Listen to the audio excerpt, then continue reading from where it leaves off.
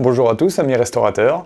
Alors aujourd'hui, dans cette nouvelle vidéo, je vais essayer de vous expliquer pourquoi ceci nous cause des problèmes sur les trains arrière de la 205 GTI. Et oui, c'est les roulements. Alors pour ça, ce qu'on va faire, c'est que je vais déjà vous expliquer le fonctionnement du train arrière de la 205 GTI et aussi des autres trains arrière PSA, puisqu'ils ont fonctionné d'à peu près les années 80 jusqu'à 2000-2005 à peu près. Allez, c'est parti, on va sur le train arrière. Alors nous voici sur toutes les pièces du train arrière de la 205 GTI. Vous pouvez voir que je suis en train de donner un nouvel effet chromé à l'essieu. Alors bien sûr, je rigole, j'ai commencé à le décaper pour pouvoir le repeindre, ça ce sera dans une prochaine vidéo. J'ai repeint aussi ces pièces-là, alors là, ça vous fait un peu de teasing pour la prochaine vidéo, vous verrez ça. Alors pour vous expliquer le fonctionnement du train arrière complet de la 205 GTI, on va commencer par la pièce maîtresse. Donc c'est celle-ci, c'est la traverse de l'essieu arrière. Alors cette traverse, elle permet de lier donc les bras de suspension qui sont là, le gauche et le droit bien sûr, les barres de torsion, au support qui se trouve juste là, et celui-là aussi. Donc en fait, tout va être lié par cette traverse. En plus de ça, comme elle est ronde, elle permet donc de faire bouger les bras de suspension sur les côtés pour que, bien sûr, la roue puisse monter et descendre. Nous avons ensuite les deux bras qui sont à gauche et à droite. Donc eux, ils permettent de relier la roue à la traverse de l'essieu. Et en plus, comme on a un bras de levier, ça nous permet de créer une suspension. Ensuite, nous avons les deux barres de torsion. Donc une se trouve là et l'autre se trouve là. Alors elles font partie de la suspension. Alors pour vous expliquer, je vais prendre une suspension qu'on a, on va dire, le plus souvent sur une voiture. On a la partie donc amortisseur qui est à l'intérieur. On peut voir le tube inox qui est là, avec la partie jaune. Et on a la partie ressort. Donc la partie ressort sert à suspendre la caisse en l'air, donc à une hauteur donnée. Donc c'est pour ça qu'ils ont une hauteur et une taille d'acier dedans. C'est pour que la caisse soit à la bonne hauteur. Et ensuite, on a la partie amortisseur qui va en fait lisser les trous et les bosses qu'on aurait sur le sol, donc qui remonteraient par la roue et par le bras de suspension. Et en plus, il va servir à ce que, comme vous savez, un ressort, quand ça commence à rebondir, ça rebondit longtemps. En fait, l'amortisseur va éviter que le ressort fasse rebondir la caisse dès qu'il y aura un trou. Sur les trains arrière PSA, les ressorts sont remplacés par des barres de torsion. Elles sont en acier qui permet de les tordre, donc celle-ci. Et à la place de fonctionner à l'écrasement, comme sur la suspension que je vous ai montré juste avant, donc le ressort qui s'écrasait, elles fonctionnent à la torsion. Elles sont d'un côté rentrées dans la traverse au niveau de la traverse, donc en fixe, et de l'autre côté, elles sont montées sur le bras qui lui peut bouger. Et c'est ça qui va nous donner une précontrainte pour avoir une hauteur de caisse définie par rapport à la barre. C'est aussi à ce niveau-là qu'on vient donc jouer sur la hauteur de caisse. On entend souvent parler du décrantage. C'est avec ces barres-là. On les sort de leur logement, on redonne une hauteur de caisse désirée et on remet la barre au bon endroit.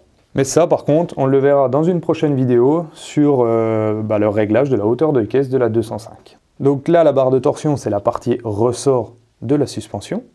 Maintenant, on va voir la partie amortisseur donc, qui est là. Dans un amortisseur tout à fait classique qu'on peut avoir sur beaucoup de voitures, c'est ça qui va nous amortir en fait, les effets du ressort qui est créé par la barre de torsion. La troisième barre que nous avons, c'est celle-là, donc c'est la barre stabilisatrice. Elle fonctionne à peu près pareil que les barres de torsion, sauf que, en fait, elle traverse complètement l'essieu et elle est raccordée à chaque bout, donc avec les petits bras de levier qui sont là, donc qui sont en fixe dedans, et eux-mêmes sont raccordés aux deux bras. Cette barre, elle sert à limiter l'inclinaison de la voiture. Donc c'est-à-dire que quand une roue se lève, donc on va dire celle-là du côté droit, elle se lève. Si elle se levait toute seule, la voiture forcément viendrait à s'incliner d'un côté. Comme il y a la barre au milieu de l'essieu, en fait le bras va se lever, la barre va se tordre, et comme elle se tord, elle va aller donc tirer le deuxième bras de levier qui est là, et elle va remonter légèrement le bras opposé. Donc ça permet de limiter l'inclinaison de la voiture. À la place d'être vraiment penchée, elle va se pencher très légèrement. Après, nous avons bien sûr tout le système de freinage qui est sur le bas là-bas. Ça, on y reviendra plus tard dans le remontage des mâchoires donc du freinage et comment ça fonctionne. Et il nous reste la dernière pièce. Alors on pourrait dire que c'est une pièce, tout ce qui est de plus classique. Je dirais même qu'il n'y en a pas qu'une, mais il y en a deux. Et ça, c'est les deux fixations donc, qui permettent de fixer la traverse à la caisse de la voiture. Sauf que comme ceci, c'est des pièces lambda. Par contre, quand elles sont additionnées avec les petits cils en bloc qu'il y a juste là, donc de chaque côté bien sûr, et en plus, alors je ne l'ai pas là parce que je ne l'ai pas encore acheté, mais le cil en bloc qui est là, ça nous permet d'avoir un train arrière qui est super. Parce qu'en fait, quand ils sont dessus, les supports donc de l'essieu sont fixés à travers des cils en bloc de chaque côté. Les cils en bloc, quand on vient à tourner, quand on roule avec notre voiture, donc droit ou plus par là, on vient à prendre un virage, on va dire côté droit, l'essieu, en fait, lui, va se mettre un peu en biais, en fait. Il va, avec la force centrifuge, vouloir aller vers l'extérieur. Donc en fait, pour schématiser, quand vous roulez, si vous tournez donc à droite, votre essieu va se tourner vers la gauche. Alors, c'est pas comme ça, hein. Il va se tourner, mais de quelques degrés, 1 ou 2 degrés, c'est vraiment très infime. Et en fait, ça va nous faire tourner encore plus vite. Et c'est là que Peugeot, alors je ne sais pas si c'est eux qui ont fait les premiers, moi c'est le premier que j'entendais parler, c'est ce qu'on appelle un train autodirecteur. Souvent on dit que la 205 GTI a un train arrière qui est assez joueur, on entend parler de ça quand même, je pense, dans tous les essais de la 205 GTI, et en fait c'est grâce à ce système-là, donc c'est le système de cils en bloc qui vient en fait ne pas rigidifier l'essieu sur la caisse. Si vous rigidifiez, vous avez plus ce petit écart que ça fait quand vous tournez, et donc vous avez un train qui va être beaucoup plus rigide et moins joueur. Donc ça, ces deux pièces-là, on pourrait croire que c'est vraiment super simple, mais quand vous y ajoutez les cils en bloc, ça vous donne un train qui est vraiment super bien étudié, quoi. Alors maintenant qu'on a vu à peu près toutes les pièces du train arrière, on va pouvoir voir c'est pourquoi ces roulements qui sont là cassent et pourquoi on se retrouve avec des trains arrière que l'on doit refaire quand même assez régulièrement parce que ils prennent du jeu et on le voit tout de suite parce que les roues sont inclinées comme ceci. Alors pour ça, il va falloir comprendre c'est que entre les axes qui sont là, donc qui vont à l'intérieur du tube de l'essieu et le tube de l'essieu, il y a des roulements comme ceci. Donc c'est des tout petits roulements à billes, à aiguilles, et en fait ils sont séparés donc, de l'intérieur de l'essieu et de l'extérieur grâce à ce joint qui est juste là. Donc ce joint il est juste au bout de la traverse, à ce niveau-là, et c'est lui qui permet à ce que l'eau ne rentre pas à l'intérieur de l'essieu et vienne tout oxyder, vienne tout pourrir. Le souci, c'est que ce joint, donc en fait, se retrouve collé au bout de la traverse et il vient se plaquer sur le bout de l'axe là. Donc en fait, à chaque fois qu'on prend un trou, en fait, ça vient, puis ça abîme le bout du joint. Donc en fait, ce joint-là ne dure pas très longtemps. Le deuxième joint qu'il y a, c'est celui-là. Celui-là, il vient autour donc des axes qu'on a là, des bras de levier, et c'est pareil, il permet à ce que l'eau ne rentre pas à l'intérieur, parce que quand l'eau rentre à l'intérieur, après elle passe dedans et elle se retrouve dans la traverse. En plus de ça, à l'intérieur de la traverse, il n'y a pas du tout de graisse quand ils étaient installés, ou très peu, parce que voilà, on graisse un roulement un petit peu à l'intérieur, et puis voilà. Donc, de l'eau rentre par les deux côtés, vient au contact des premiers roulements, donc les roulements extérieurs, c'est ceux les plus gros, c'est le deuxième qui est là. Comme il y a de l'eau dans le roulement, tout de suite, ça fait rouiller, ça fait s'oxyder en fait la cage à aiguille qui est juste là. Donc là, on va diminuer très fortement la durée de vie du roulement. Donc en premier, on a l'humidité, Ça, c'est un des points. Le deuxième point, ça va être qu'il n'y a pas de graissage à l'intérieur de la traverse. Le troisième point, ça va être que quand notre bras bouge, en fait, il va se bouger sur à peu près 10 cm. En angle, ça fait très peu. On va dire que, allez, entre 10 et 15 degrés, il bouge sur 10 et 15 degrés. Donc, en fait, le roulement, lui, est fait pour tourner normalement. Il n'est pas fait pour travailler que sur le même point d'appui.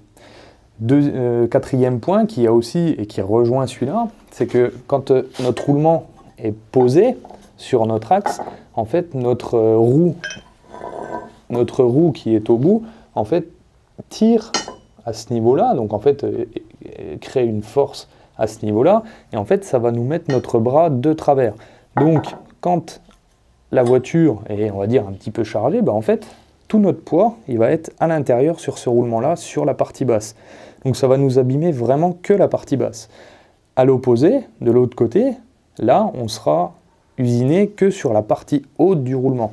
Donc en fait, on voit que déjà, on n'est pas sur une utilisation normale d'un roulement. Normalement, un roulement, voilà, comme je disais, il tourne, mais il ne reste pas en fixe. Donc ça fait déjà, on doit être à 4 ou 5 points là qu'on a qui ne sont pas normaux dans l'utilisation de ces roulements. En plus de ça, donc les roulements, comme vous pouvez le voir, ils font à peu près 3, 4, 5 mm, je veux dire 5 mm. Excusez-moi l'expression, mais la moindre merde qui vient se mettre dedans, en fait, clairement, elle pète le roulement.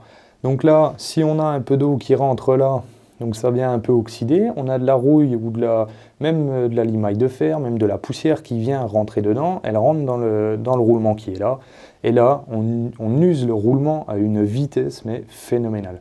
Donc là, la durée de vie, elle diminue encore plus. Et c'est pour ça qu'on arrive à des 205 ou même, je dirais, des voitures qui ont les mêmes trains arrière que ceux-ci, avec des roues qui sont inclinées comme ça. Parce que, en fait, l'axe, lui, forçant donc dans ce sens-là, il vient abîmer le bas du roulement, qui est là. On va diminuer de 4 mm parce qu'en fait, on arrive à une destruction totale où en fait, il n'y a presque plus de roulement. Donc l'axe descend un peu. Il bouffe celui-là sur le haut et en fait l'axe se retrouve vraiment en travers de l'essieu. On aurait eu des roulements qui faisaient, allez, je vais dire un truc à la con, mais 1 cm, ça serait peut-être pas arrivé. Avec ceux-là, forcément, ça arrive. Maintenant que vous savez pourquoi en fait, les roulements viennent à casser très rapidement, la question qu'on se pose souvent, c'est quand on achète une 205, est-ce qu'on peut savoir si le train arrière est en bon état ou pas ? Moi, je vais vous répondre un gros non. On voit beaucoup de choses, beaucoup de forums sur Internet à calculer la distance, tout ça. Oui, ça peut servir, mais moi, je ne pense pas. En fait, ce qu'ils disent, c'est qu'on va mettre la traverse dedans. Je vais vous le montrer en direct, vous allez comprendre. Alors là, bien sûr, il n'y a pas de roulement, mais quand on est en temps normal, en fait, on a à peu près le même écart partout. Sauf que quand les roulements sont cassés, forcément la traverse s'abaisse. Donc en bas, on va être collé. On va être à peu près collé entre la traverse et le bras. Et la partie haute, on va être écarté de à peu près 4-5 mm. Moi, oui, ça va être à peu près le seul cas où on va pouvoir voir que notre train arrière est HS. En fait, la seule façon de voir qu'il est HS, c'est quand il y est. Voilà. On peut pas, quand il n'est pas HS, on ne peut pas dire le train arrière est bon ou pas. Ça, c'est impossible. Et en plus de ça, il y a un moment, on parlait aussi des joints. Sur le joint, à ce niveau-là, là, on a une toute petite lèvre. On en voit encore un petit bout. Peut-être vous le montrer un peu plus près. À ce niveau-là, vous voyez, on a une toute petite lèvre qui est là. Avant, elle faisait tout le tour du joint. Cette lèvre-là, quand on regarde sur Internet, ils nous disent si la lèvre est cassée, c'est que votre train arrière est clairement foutu. Comme vous pouvez le voir, le mien, je pense que vous avez vu dans toutes les vidéos que j'ai faites, pour moi, il n'était pas HS. Il était dans un très bon état. Donc, cette technique de dire que cette lèvre-là, elle veut dire si votre train arrière est HS ou pas, ça c'est totalement faux. Dites-vous une chose, si vous achetez une 205, le seul moyen qu'il va y avoir de savoir dans quel état il est, c'est de l'ouvrir et de le refaire. Donc prévoyez quand vous l'achetez, à part si bien sûr vous avez quelqu'un qui vous présente une facture comme quoi le train arrière est neuf, il a été changé il y a 6 mois, 1 an, là, bon, vous pouvez dire que c'est bon, il est dans un bon état, mais autrement, prévoyez de le refaire. Vous voyez que ce n'est pas un très gros travail, mais faites-le, c'est ce qu'il y a de mieux. Et le troisième point qu'il faut faire sur un train arrière, et ça c'est une obligation, moi je le fais sur tous mes trains, c'est de graisser les trains, mais de pouvoir les graisser après. Vous vous doutez bien que donc on a un roulement qui se trouve là, et on a un roulement qui se trouve à peu près là.